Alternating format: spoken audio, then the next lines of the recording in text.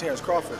You know, big weight jump, a dangerous fight, but somebody's got to prove to me that they can break Terence Crawford's will. Canelo lands good punches. I think Canelo could hurt Crawford. Crawford's, you know, first time in that division and jumping 2 divisions. No way against lesser competition. He knocks him the hell out.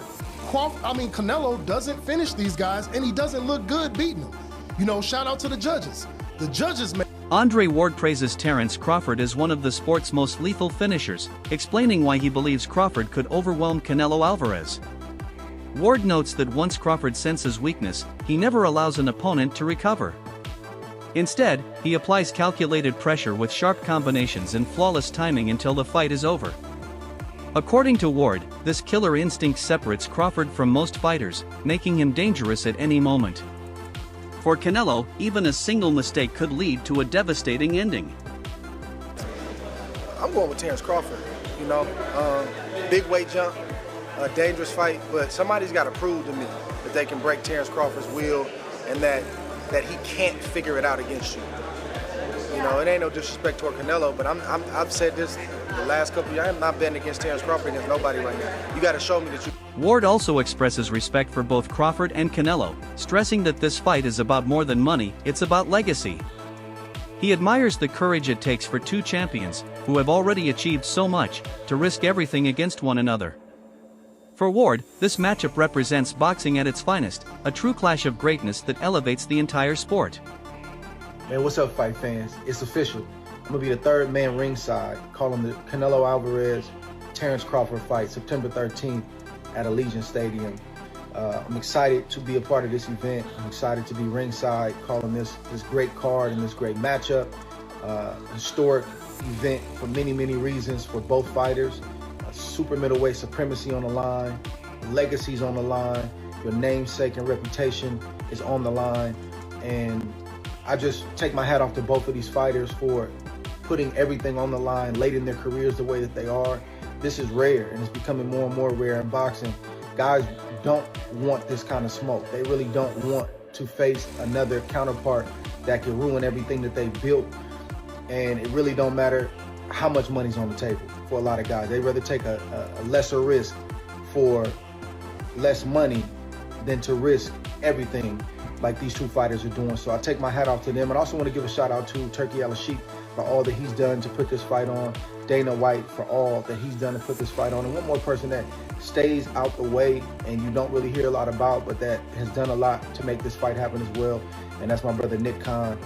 He just gets stuff done, man, and I want to thank him and shout him out as well for getting this done. So I'll see y'all in Vegas, man. Part of me wants to be home watching this fight in street clothes. I got to take the street clothes off.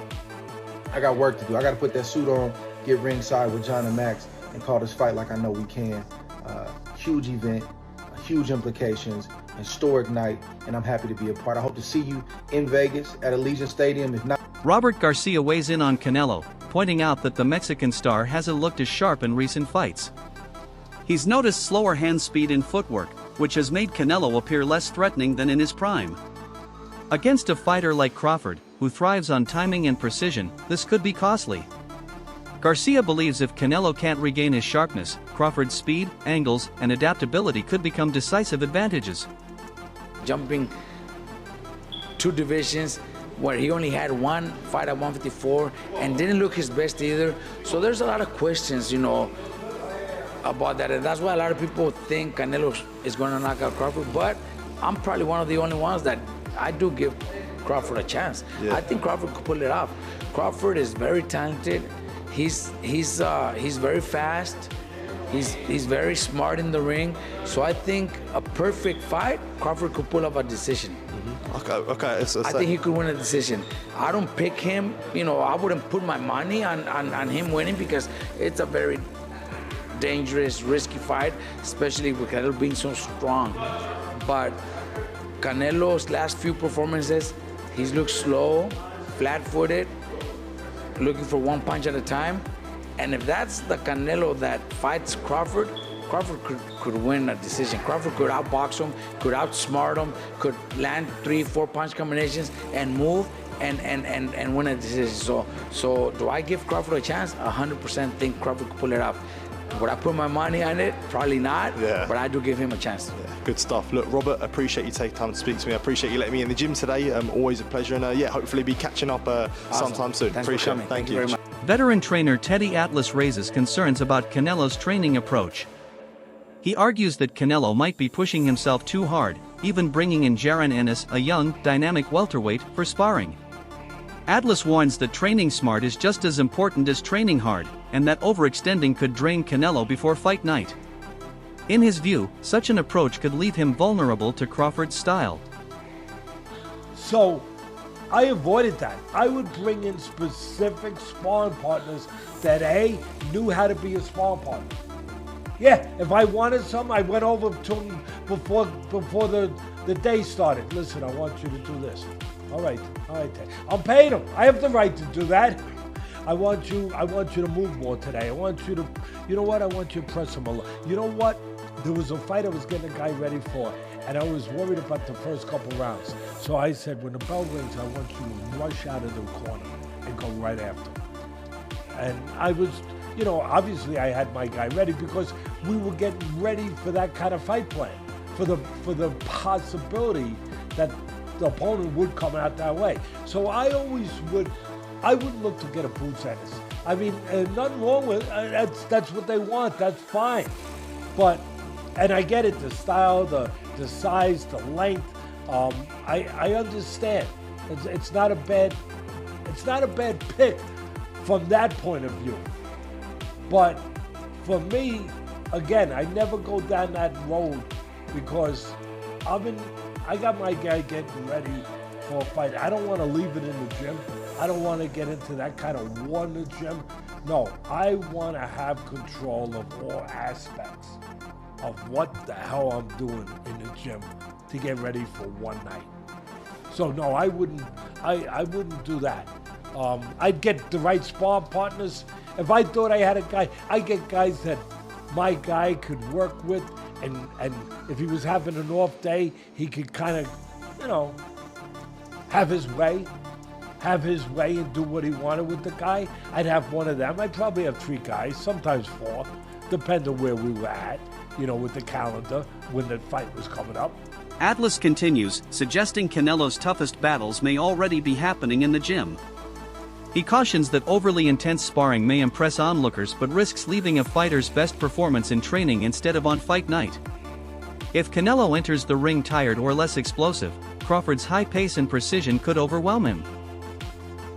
And a lot has been taken out of you in the gym. You left it in the gym. And we heard that Jaron Boots Ennis was getting the best of Canelo Álvarez in his sparring session. That he possibly gave him a black eye. We saw the knot on his head. That was just a week ago.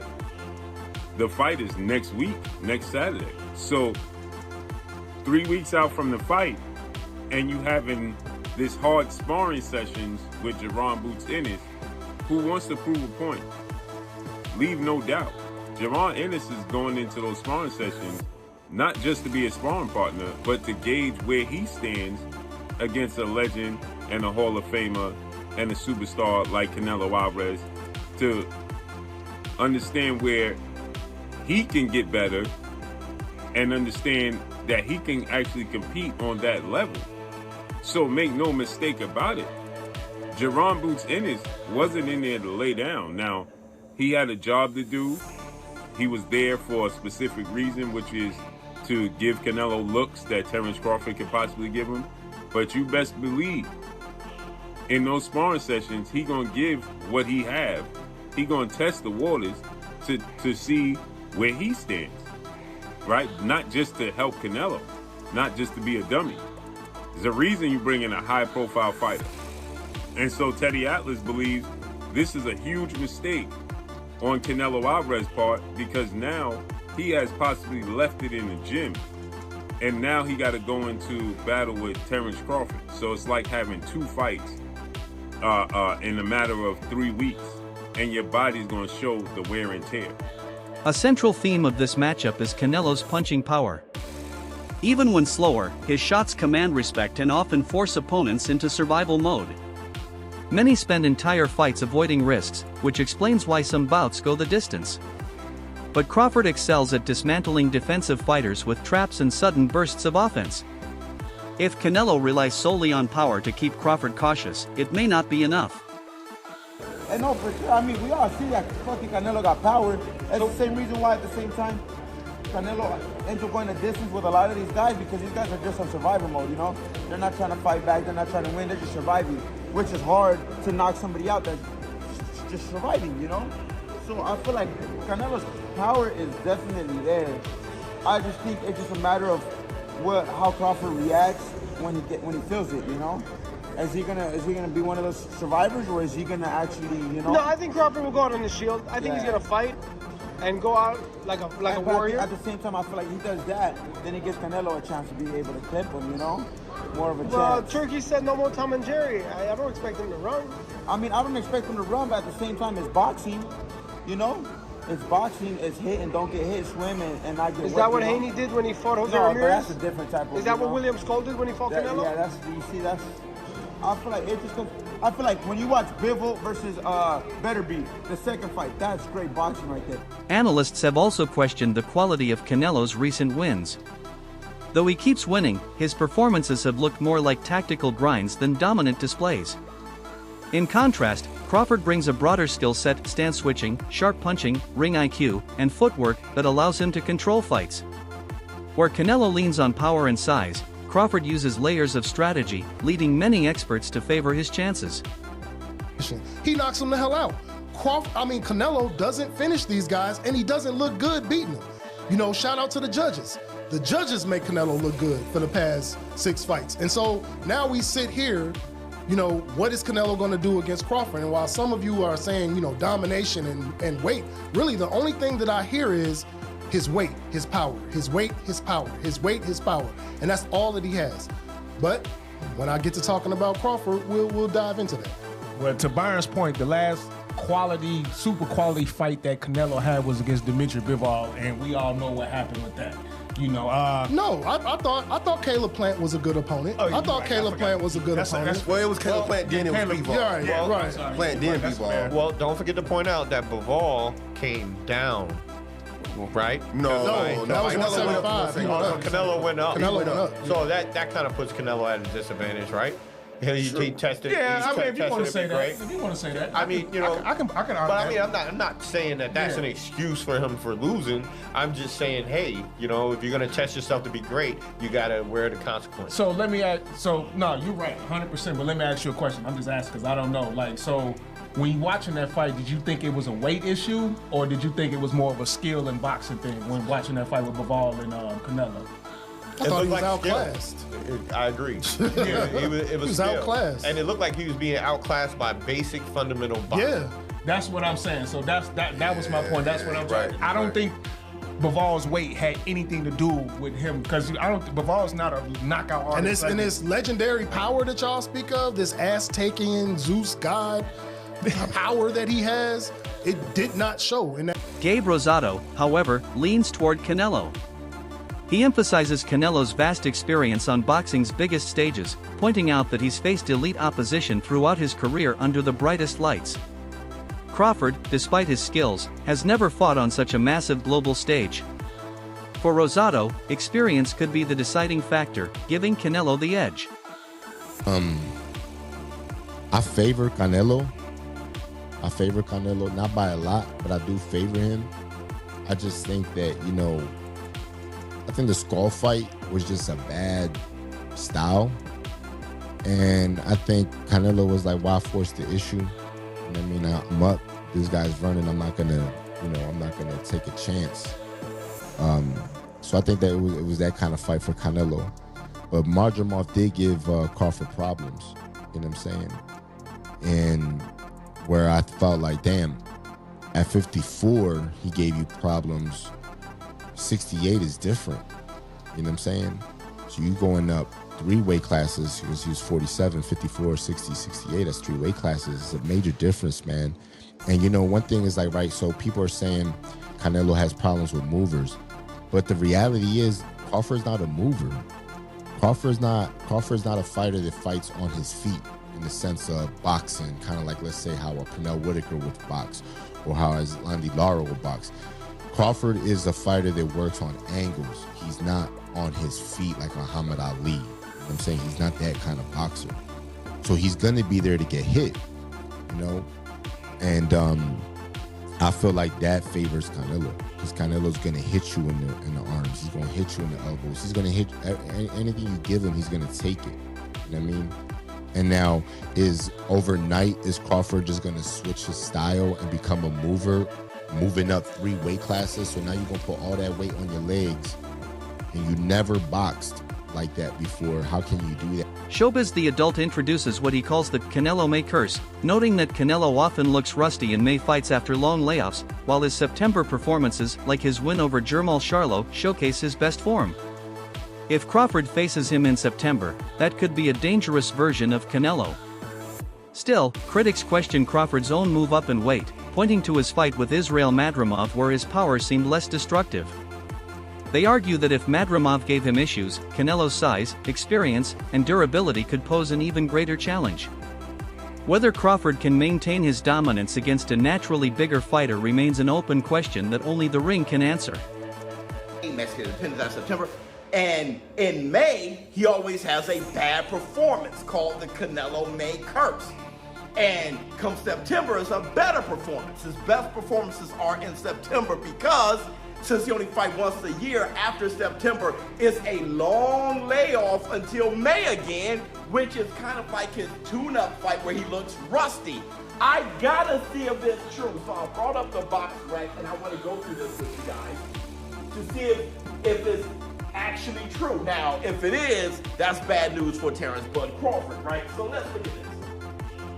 May, William Skull. We're gonna go from recent to the past.